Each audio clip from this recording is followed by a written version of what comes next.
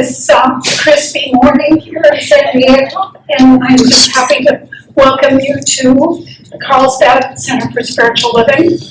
We understand there's power for good in the universe, and we can use it. So I'd like to invite you just to relax and get comfortable in your chair. If you want to close your eyes and maybe wiggle a little bit, like Andrea's gonna just wiggle and relax. I'm going to actually read to you a spiritual mind treatment on prayer from the spiritual leader of Centers for Spiritual Living, Dr. Sonny Cantrell Smith. So get comfortable. Leave everything outside and be here in this moment. Just know with me and breathe. There is one presence, one power, one infinite intelligence that moves through all creation. This divine presence is the source of all life, harmony, and peace. It is the essence of love and balance, expressing itself perfectly in all ways at all times. And I am one through and as this infinite presence. The same life that breathes me breathes all creatures in every aspect of this earth.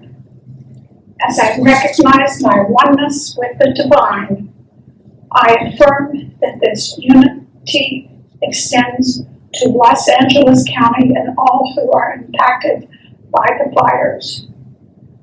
I declare that divine intelligence guides the firefighters, the first responders, and all who are working to restore safety and peace.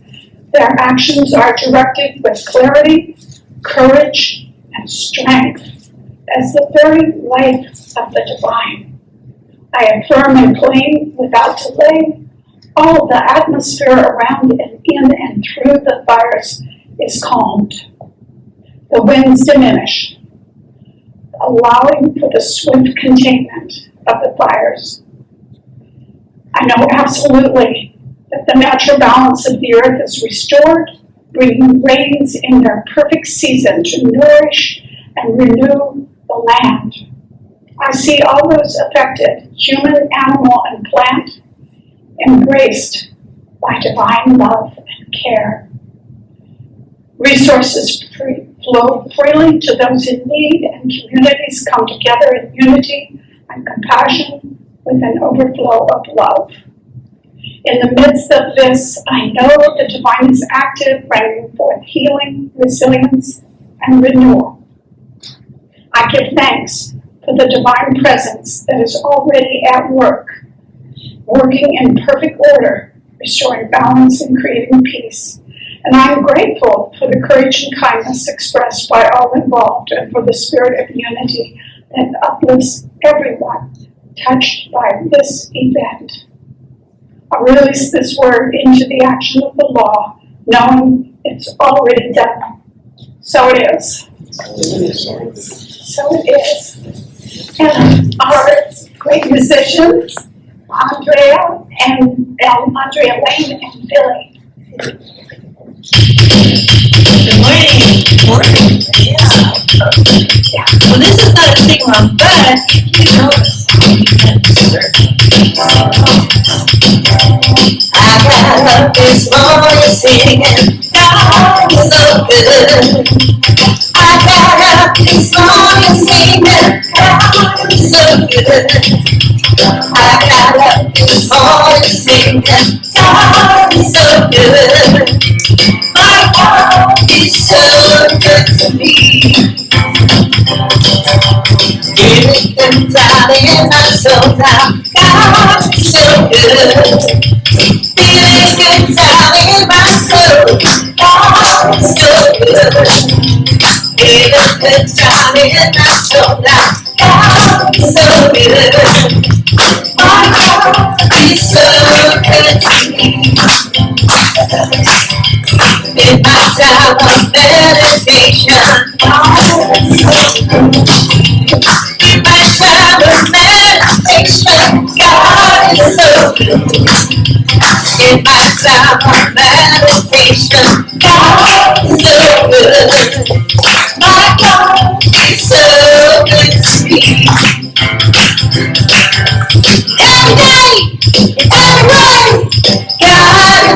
good. Every day, every morning, God is so good. When I take the time to praise the Spirit, God is so good. My God, He's so good to me. Every day, every day, God is so good. Every day, everybody, God is so good. When I take the time to praise the Spirit, God is so good. My God is so good to me. My God is so good to me. My God is so good to me.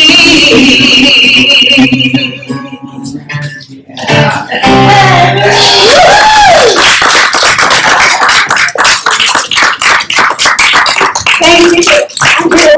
Billy. Yes, so good. All right, candlelight now is, I would like to ask Morgan. Oh, Morgan. To come up front to light our candles this morning as we remind ourselves of the underlying spirit of life and the divine unity of all. So I'm going to shift because I think peace comes from the heart, and I'm going to say we light the candle for peace first. Today and every day, we open our hearts to peace. We are each a center of peace in the world. Please affirm with me. I am peace. To light a candle for joy. Joy is the very nature of spirit and the true essence of each of us. We celebrate the joy of our own rebirth and God consciousness. We each bring joy to the world. So please affirm with me. I am joy. We light a candle for beauty. We are made in the likeness and image of God. We are each whole, complete, and beautiful, just as we are. We accept the beauty of God's perfection as our perfection now. So please affirm with me. I am beauty. Now we light a candle for life. Life is everywhere present, flowing through each and every one of us. There's only one life. That life is God's life. That life is our life right now. So please affirm with me, I am life. We light a candle for love. The birth of love happens within each one of us every time we make room for the Christ consciousness in our hearts and recognize our unity. We are points of love within the heart of God. So please affirm with me. I am love. We light a candle for light. The light of God is the presence and the power. We are always walking in the light. We radiate the light of God wherever we are. So please affirm with me. I am light. Thank you, Morgan. So finally, I invite you just to take a moment to recognize your own inner light that's always shining within as we honor our metaphysical path of wholeness, oneness, and mental healing through the practice of universal spiritual principles. Thanks. So I have a few announcements. Just want to welcome everyone, and if it's your first time today, please make yourself at home and stay for fellowship and sign our guest book. And I want to remind you that every Sunday we offer spiritual mind treatment, our type of affirmative prayer. And we have ministers and practitioners that are here for you today. Yes? For treatment. Yes. Yes, we're here for you. So please build yourself. I'd also like, if you don't want to meet with one of us, you can put your request in the box in the lobby, the treatment request box. So next week will be Dr. Reverend Almendra's last Sunday. She'll be speaking next Sunday. She's moving to the Bay Area to be close to her sister. So we're going to turn our monthly potluck into a goodbye gathering for her next week. So today, during and after fellowship, please join us. We're going to be talking about ways we can stay in touch beyond just Sunday morning, ways we can help each other out. And this may be giving rides or calling people on the phone, whatever, but we're going to meet and just hash over ideas. So please stay after the snacks. Toss some ideas out there. All right, this is truly a community-based spiritual center, so I want to appreciate the volunteers of today. Ruth Ann, thank you for the flowers. And Robert, as a greeter. I brought the treats. Daniel, recording Jim. The setup. Kate's son, Dave. Thank you, Dave. And I also want to acknowledge Jan Sherburne.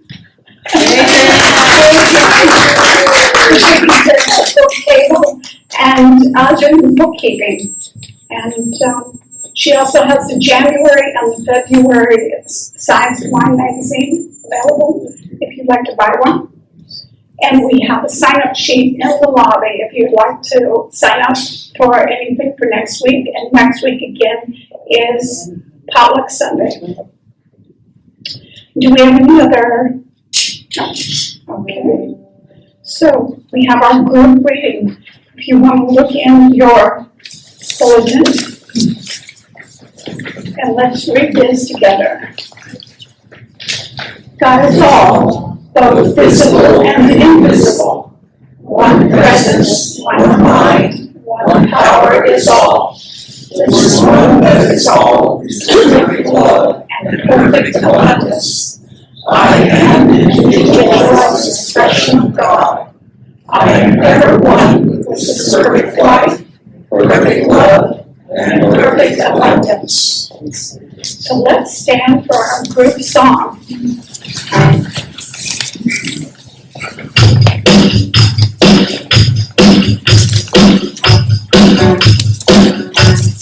I release, I let go, let the spirit of my life, and my heart is open wide. Yes, I'm only here for God. No more struggle, no more strife. With my faith, I see the light. I am free in the spirit. Yes, I'm only here for God. I release, I let go. Let the spirit of my life, and my heart is open wide. Yes, I'm only here for God. No more struggle, no more strife. With my faith, I see the light. I am free in the spirit. Yes, I'm only here for God. Yes, I'm only here for God. Yes, I'm only here for God.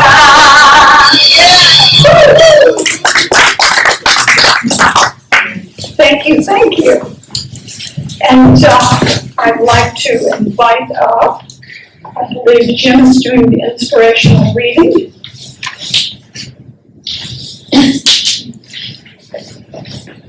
Oh, he's got it.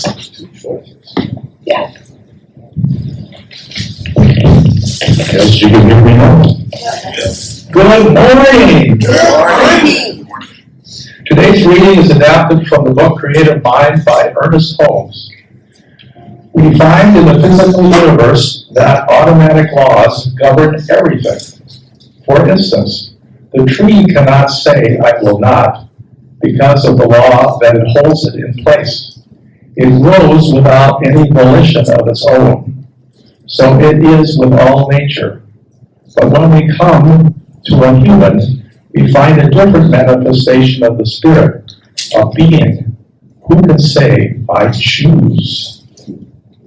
In all creation, a man or woman alone is an individual, is free, and yet man or woman alone feels lack, is sick, suffers, and is unhappy.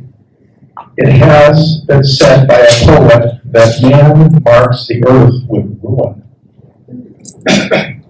Why so? It is because we have not found our true nature. The very thing that should free an individual and eventually will do so, now limits them. God could not make an individual person without making them able to think. And an individual cannot think without bringing upon themselves the results of their thought, good or bad. This does not mean using two powers, but using the one power from two standpoints. Nothing in itself is either good or bad. All things exist in mind as a potentiality. Mind is eternally acting upon thought, continually producing its own images from mind and casting them out into manifestation. Humanity must be the outcome of the desire of the Spirit to make something which expresses the same life that it feels. Mankind is made to be a companion of the infinite. But to arrive at this exalted plane of being, a person must have their freedom and be let alone to discover their own nature, to return love to their Creator only when they choose to do so. At the doorway, then, of a man or woman's mind, this wonderful God has to wait. Behold, I stand at the door and knock, it was said, but the opening of the door must be on the part of the individual. And so it is. So it is.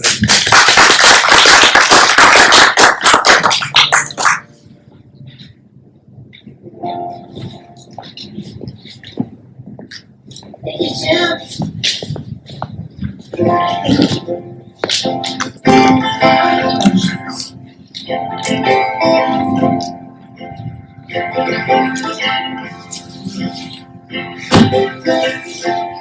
We were both before the wind. I saw young without the sun. Everybody was one as we sailed into the misty.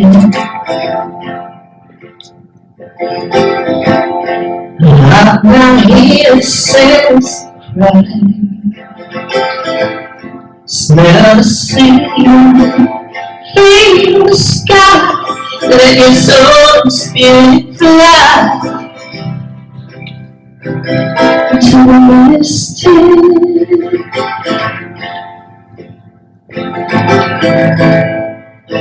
When that foghorn blows, you know I will be coming home. When that foghorn blows, I gotta hear it. Don't have to fear it. I wanna rock your gypsy song and you embrace the rays of dawn. Together we will float into the misty.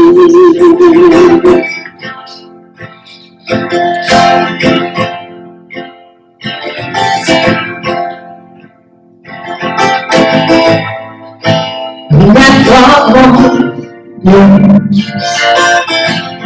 you know I will be coming home. When that foghorn blows, I gotta hear it. Don't have to fear it. I wanna rock your gypsy to sun, till rise, come. Together we will float into the sea. And together we will float.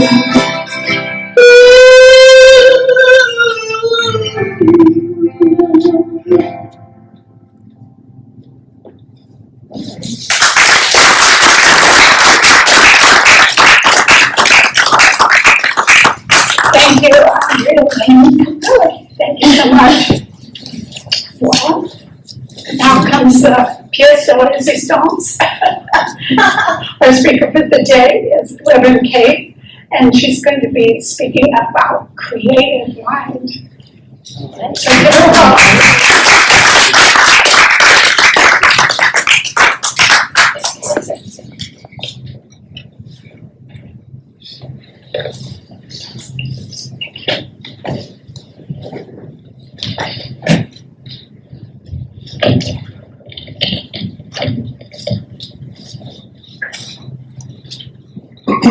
Okay, I'm organized. Good morning.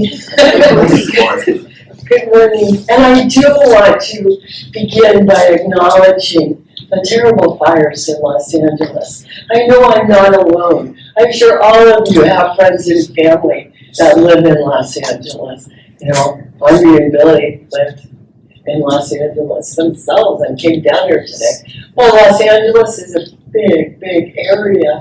So everyone is not involved, and yet at the same time, we're all involved.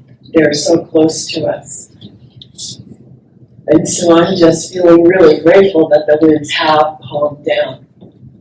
And I'm just knowing that there is already a possibility of hope again. And what is ours to do? Maybe we're going to find out things that we will be able to do.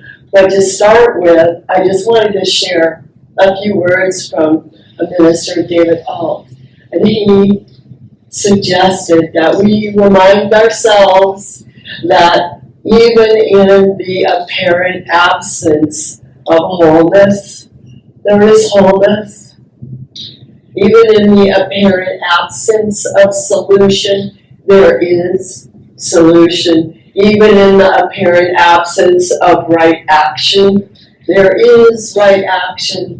And even in the apparent absence of love, there is love. And by thinking this way, we are not being delusional. We are not acting like ostriches with our heads buried in the sand, ignoring what is going on outside our little hidey hole. We are actually using the power of creative mind in a positive way. So what is this creative mind that I'm talking about? Anyway, well, first let me say that Creative Mind is the title of the first book that Ernest Holmes wrote.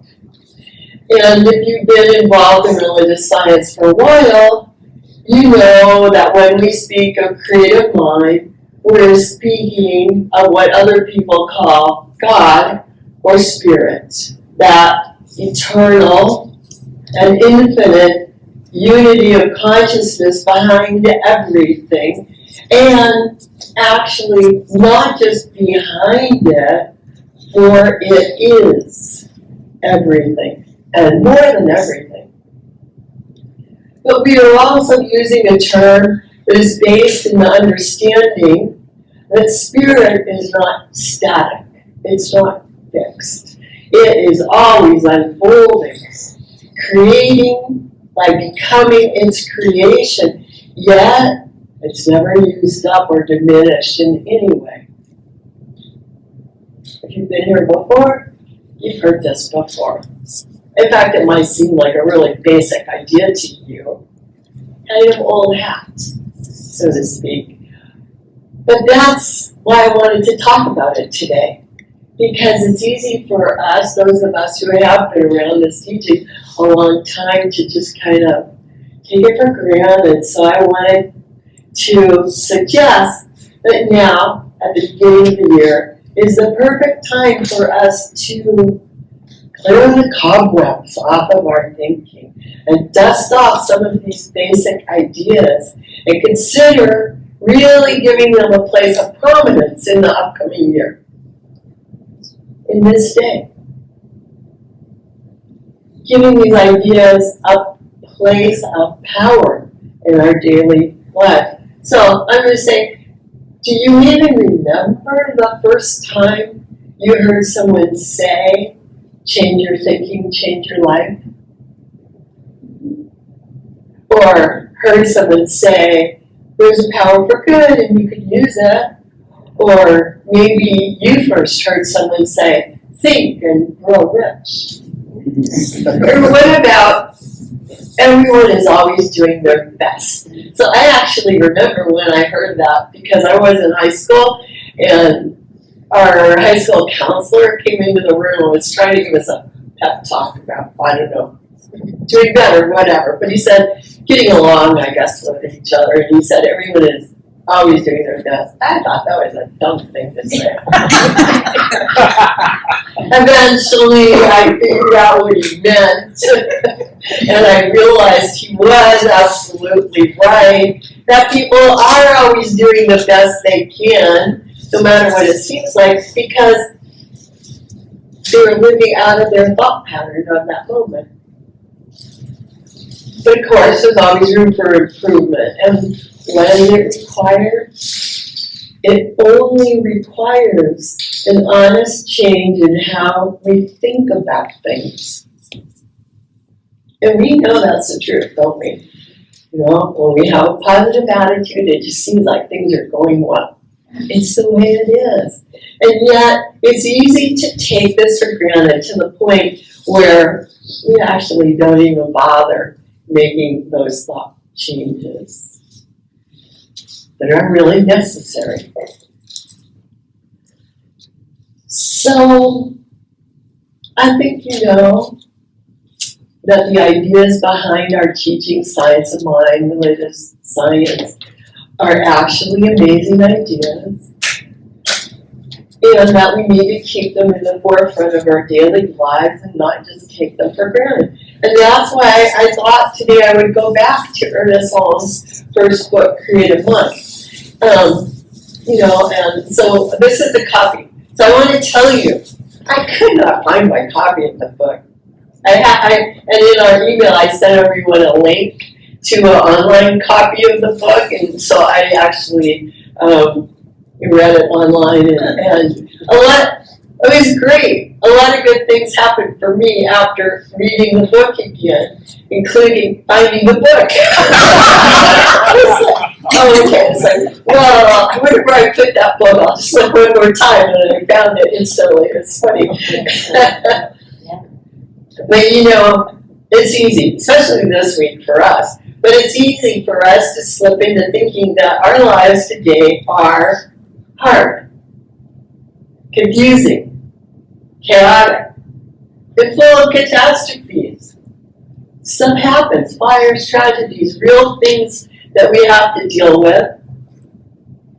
But I want to say that was also true when this little book, Creative Mind, was published in 1919. Ernest Holmes wrote it during the very same year that World War I ended. During the time when the Russian Revolution, the Bolshevik Revolution, was going full steam. A time when the Spanish flu was raging across the world and killed millions of people. It was actually, maybe even more than today, a time of great hardship, confusion, chaos, and catastrophe, but it was also a time of excitement. And so I wanted to just share a little bit about Ernest Holmes, the man. And if you want, you could go to the Science of Mind archives and read a lot more about him. But it seems to me that it's important for us to reflect on the fact that Ernest Holmes was really an ordinary fellow. He had a pretty ordinary background for those days. He was born on a farm in Maine. He was raised in a fairly poor but literate family. When he was 18, he went down to live with relatives in Boston, where he was able to study, and he worked in a store.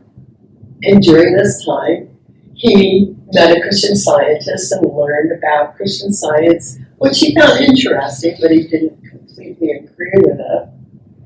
And he also began reading Ralph Waldo Emerson's essays. And he became really excited about Emerson's essays.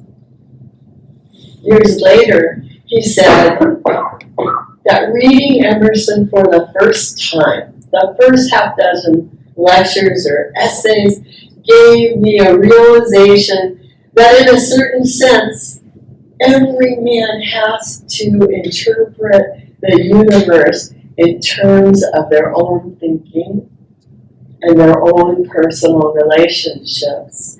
And that in order to do it, a person has to have faith and confidence in their own interpretation. And think about it. At that time, he was only 20 years old. The Victorian era had just come to a close. Teddy Roosevelt was president. And at that time, World War I hadn't even started, much less ended. American women still couldn't vote. They soon got the right the next few years. American life expectancy was less than 50 years. And in that year, 1907, when he was 20, interesting, 1.2 million immigrants entered the U.S., the largest number of any year, all the way up until the 1990s. So amazing. There was a lot of change and excitement in the air. And of course, the Prohibition era had just begun. I'm sure that in many ways it was an exciting time to be a young man in Boston.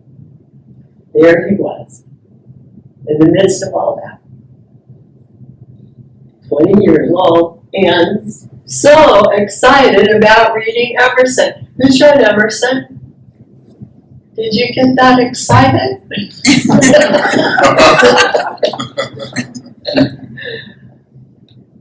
But interesting, I think this is something of note to me. So during this time in his life, when he was in Boston, he was suffering from a constant problem with his throat.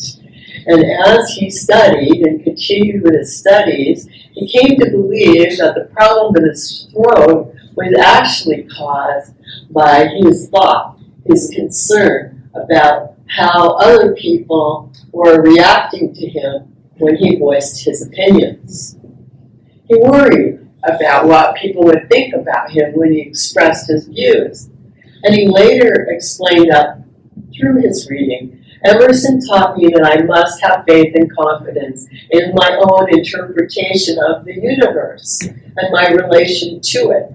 And then, when he took this to heart and no longer felt afraid to voice his own convictions, indeed, the throat problem disappeared. When he was 25 years old, he moved to Venice, California, right in Los Angeles, to join his brother who had already relocated there. So think about this. He grew up in a really poor farm in Maine, made it to Boston, and suddenly finds himself in Venice, California, right at the time when Hollywood is really starting to hit its heyday. You know, the era of Mary Pickford and all those greats. So I'm sure it was just a great time for him to be there. Well, he got a job working for the city of Venice. He worked in playgrounds and something else. And he also continued with his studies. And it wasn't long before he discovered the writings of Thomas Troward, Who here has read something by Thomas Troward? Did you get excited? He was so excited by it. And I'm glad he was, because what he managed to do is take all those volumes, really by Emerson and Troward, and internalize them, and then bring them forth to us in a way that we could understand and relate to.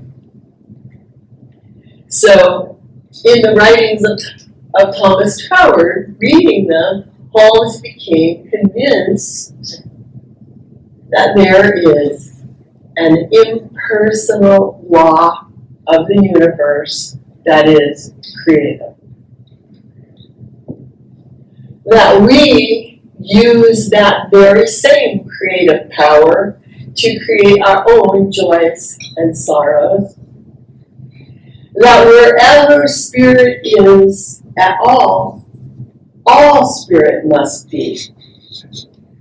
That spirit is not divisible. And as we say, there is no spot that God is not. There is no spot where all of God is not. And he came to believe that we can use this creative power within us to consciously change our life for the better. And we've heard this many times, but just imagine, if you can, what it must have been like to be a young person discovering it and pulling it all together for the first time in a way that ordinary people could understand. He was very close to his brother, and they collaborated and shared ideas. And of course, by then there were many other New Thought ministers, and he read many of their books too. But Ernest Holmes had a slightly different take. He tried to take a, what you would call scientific or logical approach, and through his studies, and through his use of logic, and through his experience, he developed this way of spiritual mind treatment, which we've already been using this morning. In fact, he even thought he should open up a spiritual counseling office. And he tried that, but it really didn't go anywhere. He did that when he was about 28, but he quickly closed it, and he just continued working for the city. And then someone noticed the books on his shelves and said, "Oh, what are you reading?" And he talked about it. He said, "Oh, let's have a, would you like to come over and talk about it with a few of my friends?" And soon he was meeting with small groups, and then larger groups. And then when he was 29, he was invited to give a lecture on metaphysics, and I love this. They paid $1 to rent the library. Admission was 25 cents. And they had 15 people come, listen to him. He made $5 in the end, because he also did some counseling for people afterwards. So he made $5, which was really a lot, because back then minimum wage was 28 cents. 28 cents an hour, so $5. That was a good little feedback, right? And there you go, things began to snowball for him in a wonderful way, and soon he was speaking to larger and larger crowds, and it wasn't long before he wrote that book, Creative Mind. Creative Mind is in the public domain now. It's easy to find it. It's very inexpensive. I do want to say, because I'm going to talk a little bit more about the book, that at this point in his life, he had not yet studied with Emma Curtis Hopkins. And she did play, I believe, an important role in his ideas, helping him really get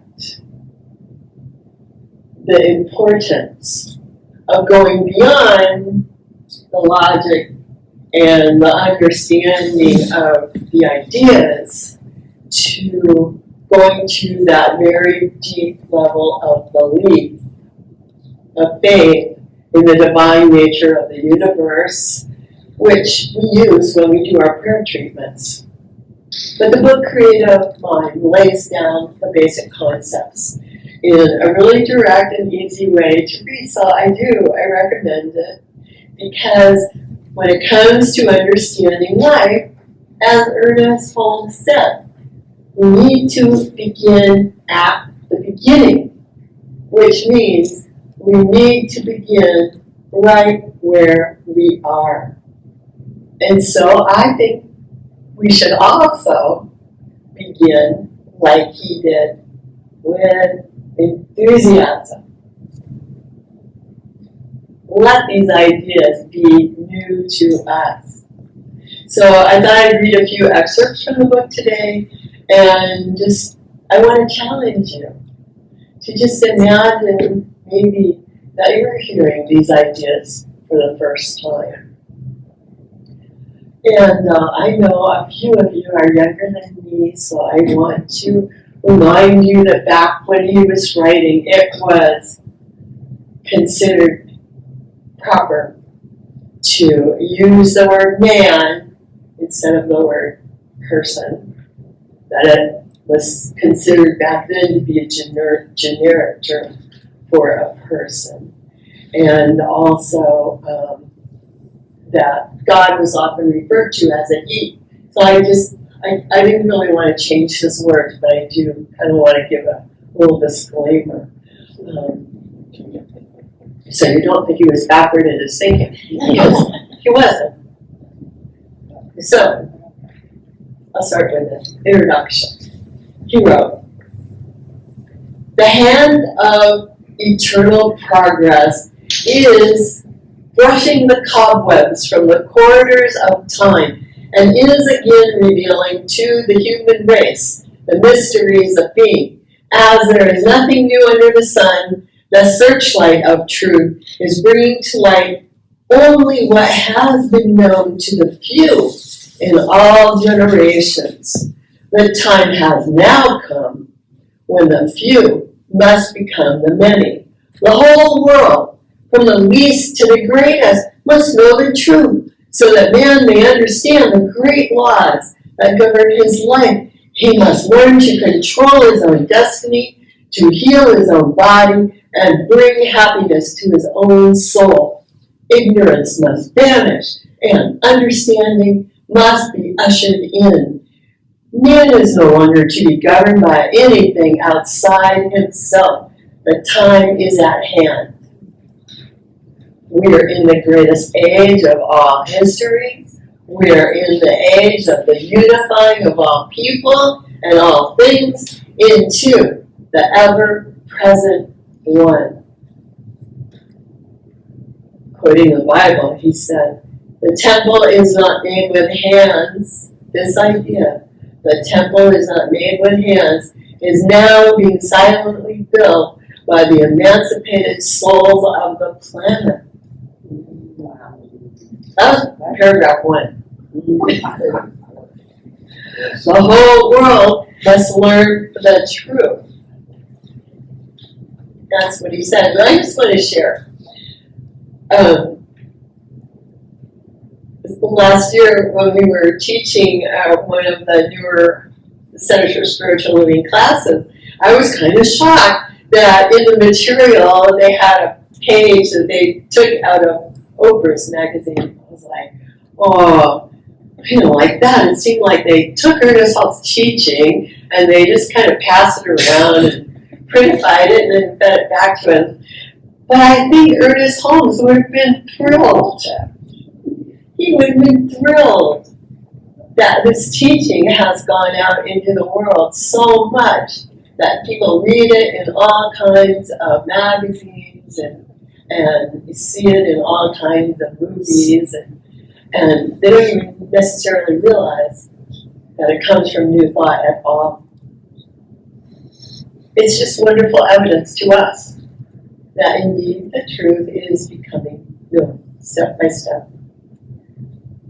So then at the beginning of his first chapter, part 1, in the beginning, he wrote, In the beginning, God.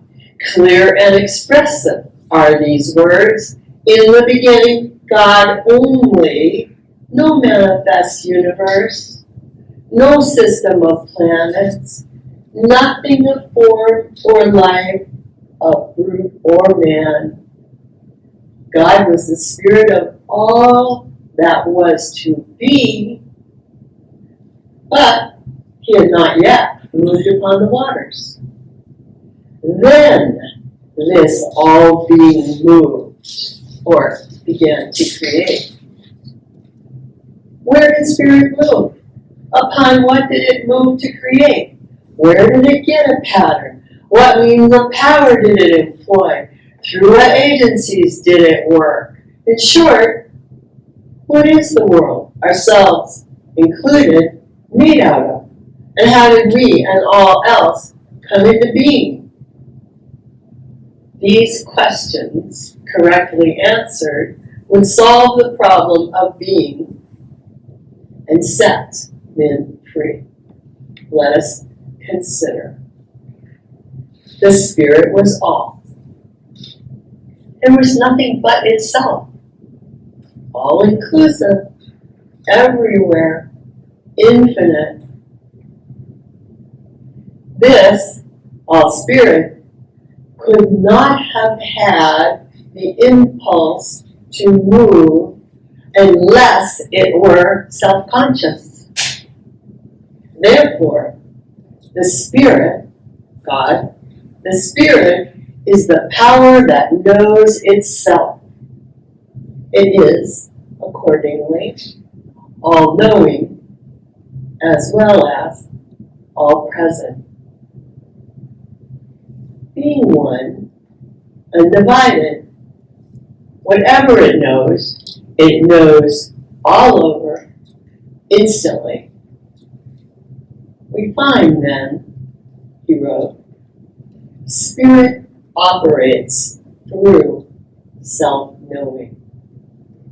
It moves, and that inner movement must be one of infinite power, moving upon itself, since it is all. It moves, and with definite purpose. The Spirit then moves upon itself and makes out of itself all that is made. In other words, what we see comes from what we do not see through some inner intelligence at work, which knows that there is no power but itself. He goes on, the only possible operation of intelligence is thought, or the Word. So all things were made by the Word, and quoting the Bible, he writes, without the Word was not anything made that hath been made. So here Holmes is clearly using the term the Word as it is used in the Bible. And he says it means thought. That the Word refers to thought.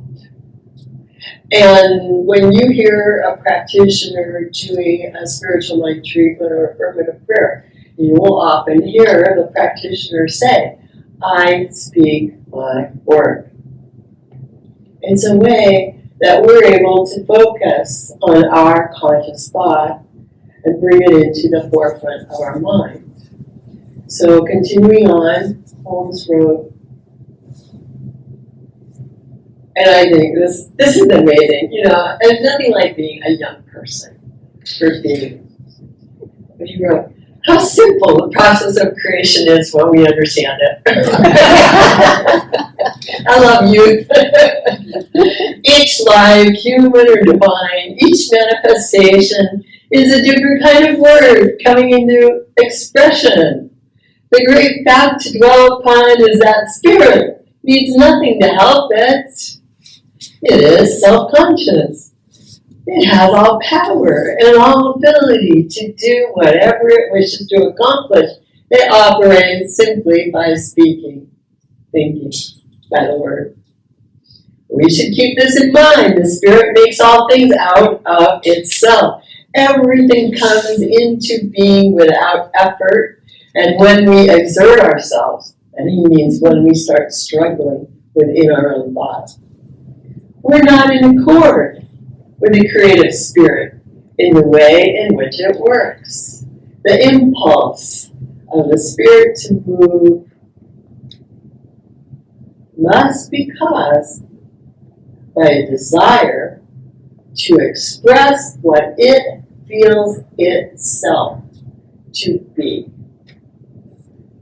I think it's good, right now, just look at these flowers, right? This is the natural world at work.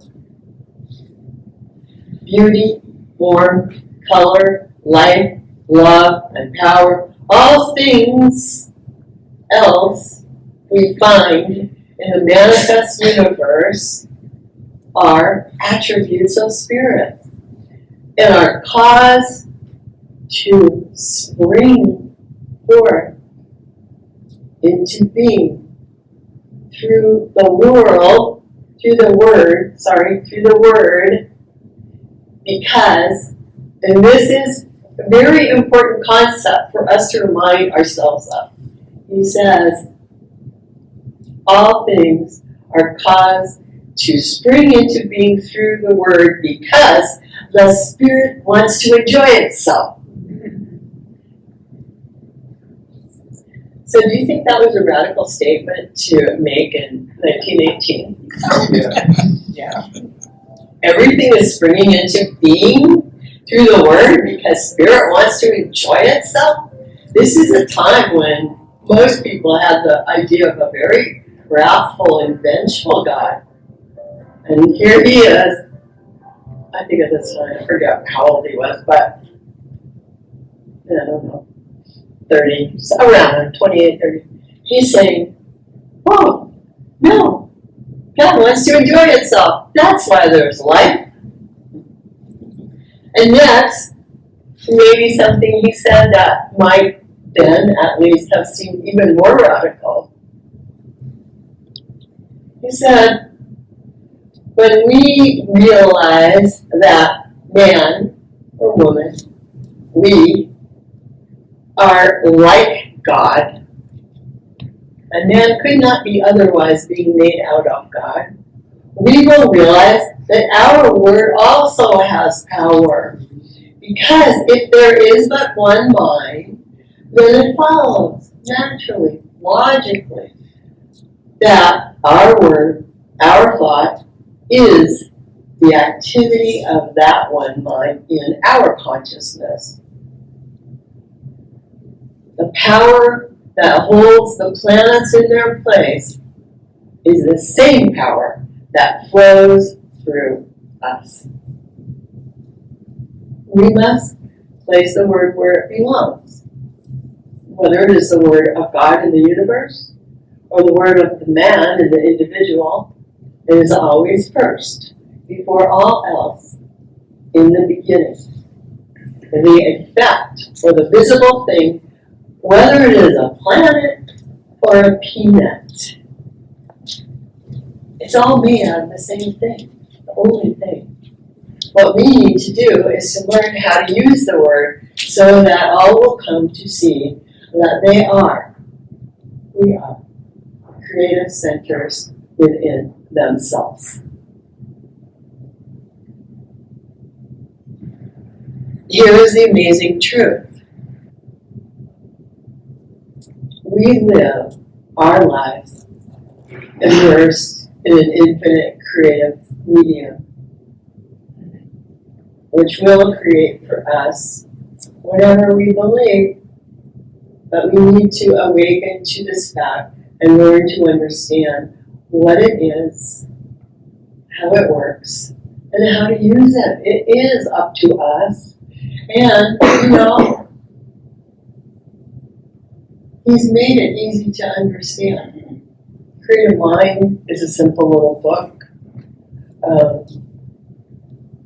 This thing called You or this thing called Life are simple little books. I know that the textbook, The Science of Mind, is not a simple little book, but you don't need to read it all. You just pick chapters. I have barely touched the surface of his book, Creative Mind. I mean, like, I only really read from a few pages. The first part, he's talking about how it works, what it is, how it is that there's only one thing. He's trying to explain the logic when we say spirit is all there is, then that everything is created by spirit becoming that thing, that thought, that idea. And then this next part of the book, he does give some illustrations about how to use it, how to think about it in our own daily lives. But I just want to urge everyone to carve out some time to think about these ideas with greater enthusiasm and greater openness and a greater willingness to try it out for yourself. Be open, open the door to your good. Think about what it would really mean to your life when you believe that you have the power of decision, the power of choice. When you really believe that we're all free, that there's a power for good, that we can use it if we choose, and we're using it when we're being semi-conscious anyway, so we might as well be conscious of our thoughts. Is it going to mean that you can be healthy? Healthier than ever before? Healthier than the day before? Does it mean that you can have good relationships better than yesterday? Does it mean that you can live prosperously, enjoy a more beautiful lifestyle than the day before? Does it mean that you can live freely in a country and feel safe and at peace? It's time for us to begin making these thoughtful choices that are in alignment with this thing called life. And this is how, together, we are all constantly planting the thought seeds for a better tomorrow. I want to say that when the fires and the winds blew up in Los Angeles, I know certainly because I get a lot of communications from other ministers, suddenly many minds began to pray for the winds to die down, for the fires to calm down. And while we're unable to roll back the clock, we are able to influence, our own sphere of being, how we live. And so I just want to urge you to, next time you pick up your morning reading, imagine it's for the first time. How great it is. So, thank you very much.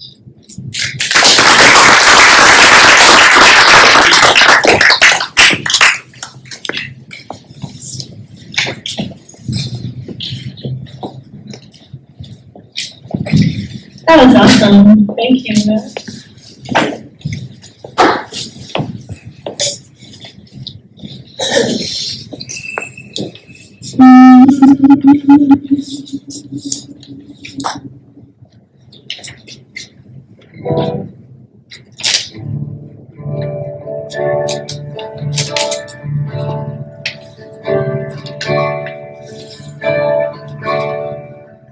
Based on what we in the sky,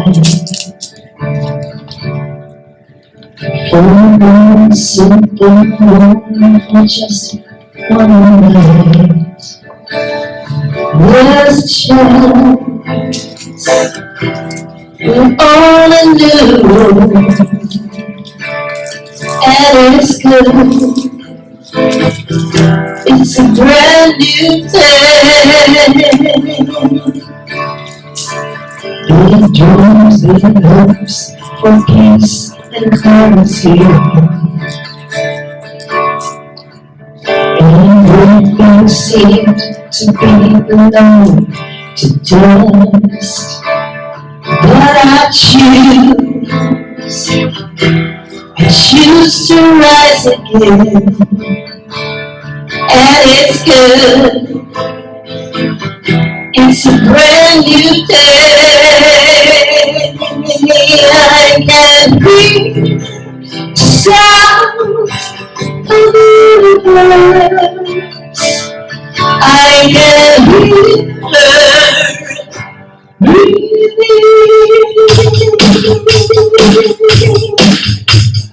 Nights are getting colder, dreams are getting older.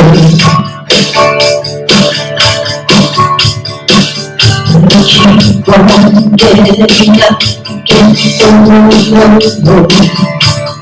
As I choose to rise again, and it's good. It's a brand new day. I can hear the sound of the birds. I can hear her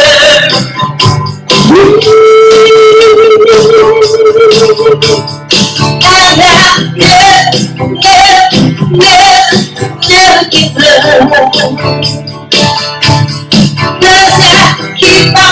I keep on living my dream. I choose to rise again. I choose one side, and I never give up.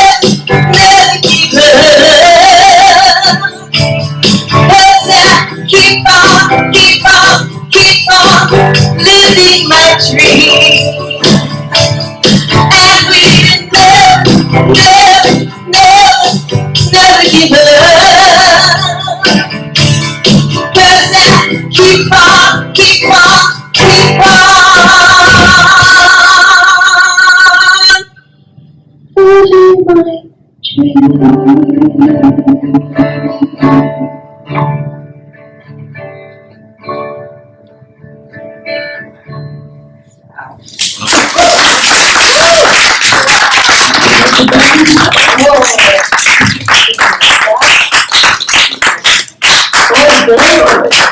Really wrote that. Yay. Yeah. And I wish I'd said that. Yeah, be bold. I love it. Be bold. We'll live our dreams. Beautiful. Okay, this is our time when we get to support this center. And I know in your program, somewhere in your programs, it also gives you the option of using Venmo.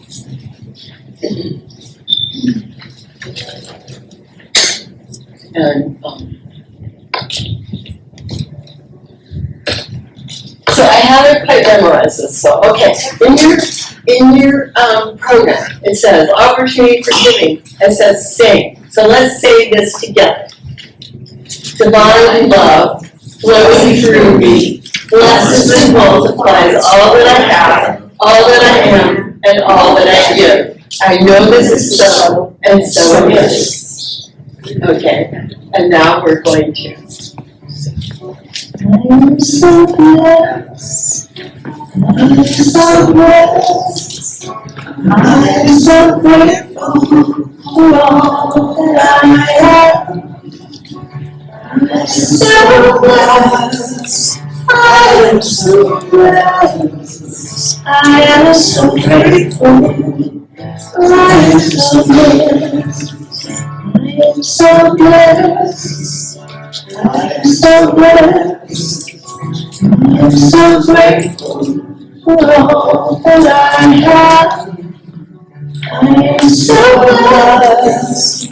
I am so blessed. I am so grateful. I am so blessed. Thank you, everyone. So I want to remind you to stay for fellowship. We have coffee. We have tons of treats. And we have each other. And then if a few of you are interested in seeing how we can have a little more of a connection, I know many of you know Norm and Nikki, and they haven't been able to come, and that's kind of one of the things that sparked us wanting to maybe be more proactive in reaching out, besides just on Sunday morning. So we'll talk about how we might do that. And I do have some phone lists for people who are interested. Oh yes, next week, Potluck Sunday. Remember that? That'll be nice. Okay, that's my last announcement. So I'm just gonna end with a spiritual mind treatment. I invite you to just relax and remind yourself of the truth that this is a spiritual universe, that there is only spirit. And it is wonderful, amazing, all there is. And that each one of us shares that I am-ness. That each one of us is an individualization of spirit, not all of spirit, but one with spirit. And that since this is true, we each can speak our word, and I now speak my word on behalf of each and every person here, knowing that good unfolds in wonderful ways for each of us, for all those with whom we are connected, for those who would have been here but were unable to join us, for our country, for our region, for our world. Good is showing up as increased prosperity, increased healthiness, increased clarity of mind, increased friendships, increased confidence and success, and increased harmony. I let harmony and good fill my mind. And as these ideas fill my mind, I understand that they are now planted into the mind of spirit itself, that creative mind which always responds without judgment, without malice.